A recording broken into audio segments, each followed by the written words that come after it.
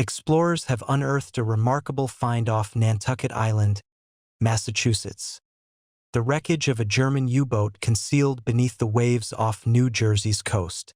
An improbable discovery, an enemy war vessel no one anticipated finding there, lay undisturbed for decades, its existence shrouded in enigma, its origins obscure, its silence unbroken.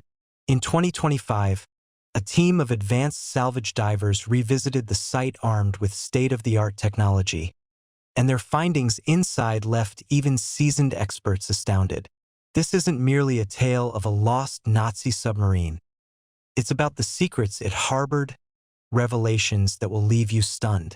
The truth runs far deeper than anyone could have foreseen. In the summer of 1991, two skilled wreck divers, John Chatterton and Richie Kohler, embarked on the diveboat Seeker, pursuing whispers of an unmapped wreck off New Jersey's shores. The waters they ventured into, roughly 60 miles east of Point Pleasant, were notorious among deep-sea divers as a resting place for lost ships, warships, cargo vessels, and submarines consumed by the Atlantic during World War II's turmoil. Yet this wreck stood apart. It appeared on no known charts, no records, no official accounts. The hull was imposing, long, sleek, unmistakably military. One glance confirmed it was a submarine, and not just any sub, it was German. Its design, engineering, and faint markings left no doubt. The puzzle? According to all US and German wartime records, no Nazi U-boat had any reason to rest on the ocean floor in that precise spot. No reports of U-boat activity, no Allied engagements, no attacks, no intercepted radio signals existed for those waters. German Navy logs and post-war intelligence files were unequivocal. Nothing should have been there.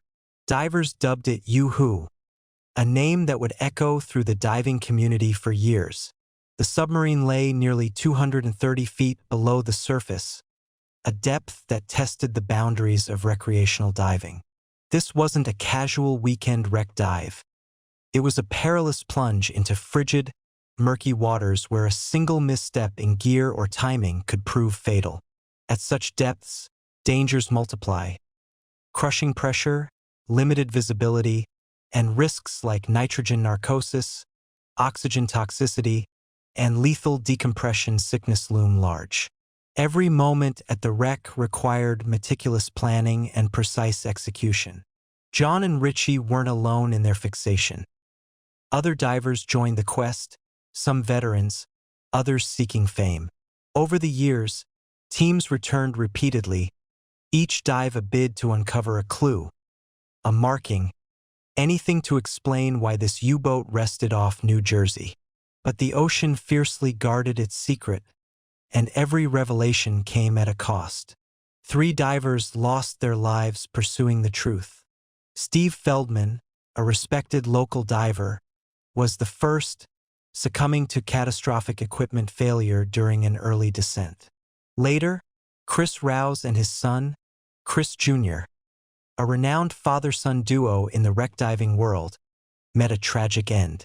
A miscommunication, paired with a rapid ascent to escape a perceived emergency, led to a severe case of decompression sickness, claiming both their lives shortly after. The losses shook the diving community. Some stepped back, but others, including John and Richie, pressed on, driven not by treasure but by a quest for truth.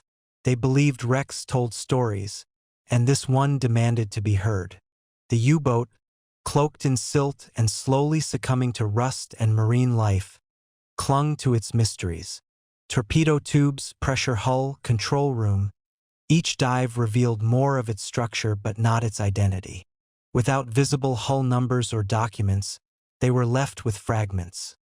A valve, a tool, nothing conclusive enough to solve the riddle. Still, John and Richie meticulously recorded everything. Filming, sketching, and logging each dive, they mapped the interior, studied the damage, and debated theories. Was it sunk by friendly fire? Did it suffer a mechanical failure? Why was it so far from any documented patrol routes? The mystery gained traction, spreading beyond divers to magazines and eventually catching the eye of PBS and the Nova documentary team, who began chronicling the divers' efforts. For John and Richie, the stakes grew personal. They knew crewmen remained entombed inside. They wanted to identify them, to give closure to families wondering where their sons, brothers, or husbands had vanished. As years passed without a definitive identification, the wreck solidified its status as one of the most gripping unsolved maritime mysteries off America's coast. Yoo-hoo was both a nickname and a persistent question haunting every dive, its answer still buried, cold and silent, under 230 feet of Atlantic water. For 6 years, the wreck lay silent, unnamed beneath the Atlantic, while above, determined divers battled daunting odds to answer one pressing question. Who was she? John Chatterton and Richie Kohler returned repeatedly, joined occasionally by others, each descent a fresh chance to unearth evidence that might identify the vessel and resolve the enigma.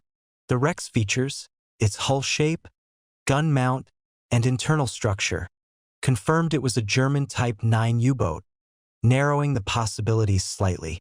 Dozens of these submarines had been deployed during the war, some lost, presumed sunk, but none were recorded as ending their journey off New Jersey. Divers scoured every inch for a clue. No hull number, no ship's bell, no control room plaque. Decades underwater had erased obvious markers. Progress came in fragments.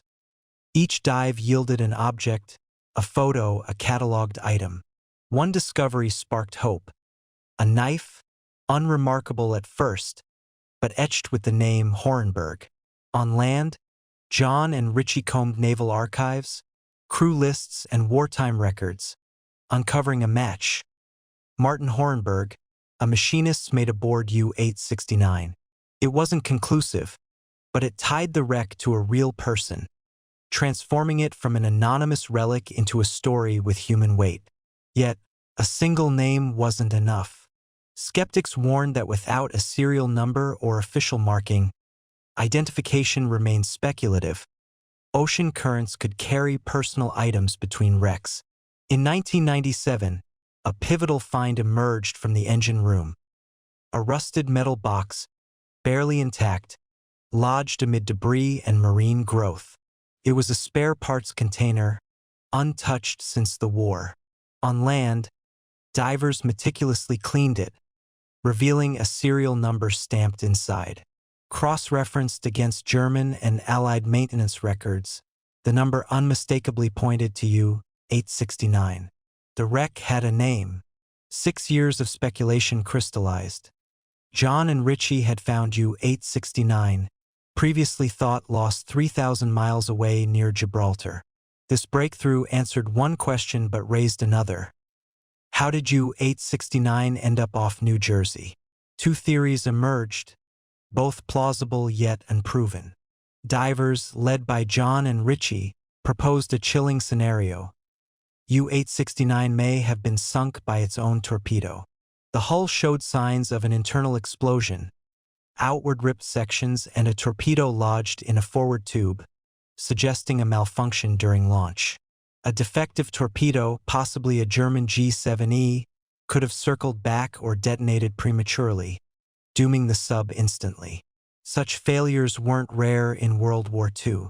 Alternatively, in 2005, U.S. Coast Guard and naval historians, citing declassified 1945 reports, suggested American warships, USS Howard D. Crowe and USS Coiner, sank U-869 during an anti-submarine patrol on February 11, 1945. Sonar contact and depth charges aligned with the wreck's location. Though no debris confirmed a kill at the time, both theories have flaws.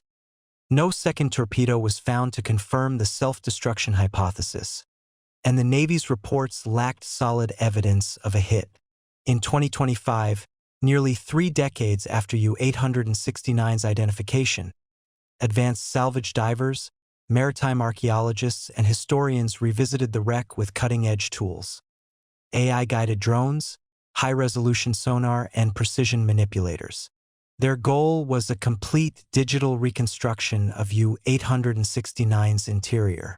In the third week, a drone detected an anomaly in the forward crew quarters, a sealed compartment, overlooked in the 1990s, fused shut by a collapsed bulkhead.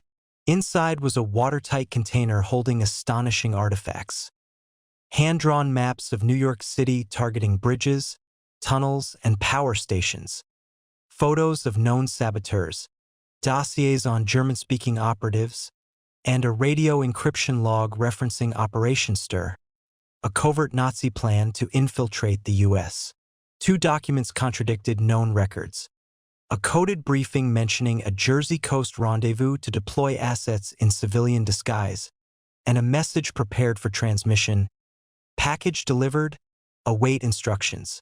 These suggested U-869 was on a secret espionage mission, unrecorded by German or Allied intelligence. An exterior find, a swastika uncovered near the stern, reinforced the sub's sinister purpose.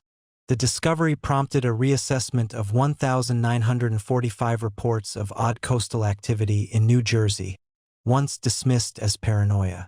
The artifacts, verified as authentic, revealed U-869 as a ghost ship carrying a covert war to America's doorstep.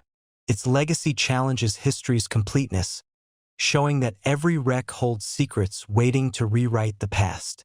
How many more lie hidden in the ocean's depths?